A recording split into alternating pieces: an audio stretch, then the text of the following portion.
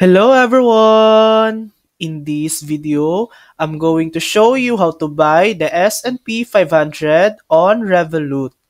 This works only on the mobile version, not on desktop.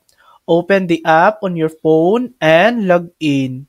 From the home screen, scroll down and tap on Invest. Here you'll find options for buying stocks, ETFs, and other assets. Inside the Invest section, scroll to ETFs. In the search bar, type 500. This will bring up a list of all ETFs that track the S&P 500 index. You'll see several options like iShares, Amundi, or Invesco.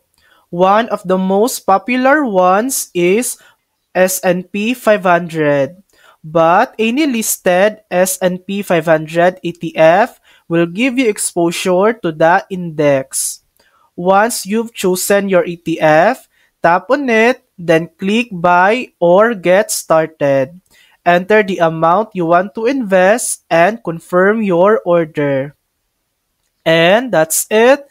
That's how to buy the S&P 500 on Revolut. Thanks for watching. If this video helped you, please like and subscribe for more helpful tutorials.